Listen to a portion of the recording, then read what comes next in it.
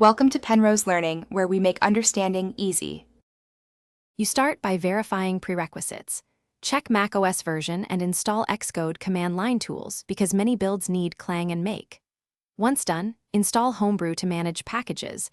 Run the single Homebrew install command and wait for it to finish. Next, choose the terminal program you want.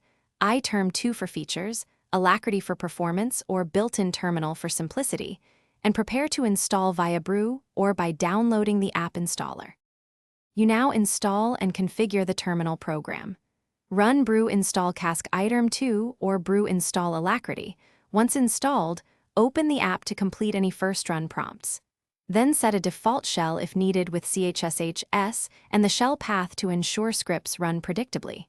Make sure to configure profile settings.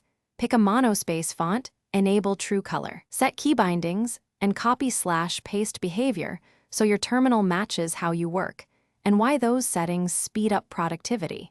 You finish by testing the environment. Run git, ssh, brew, and a small shell script to verify functionality and path resolution.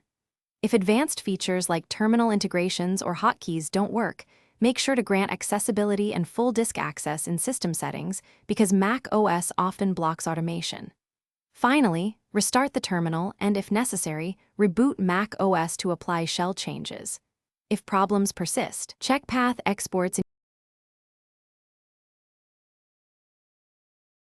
Thanks for watching. If this was helpful, leave a like and consider subscribing. See you next time.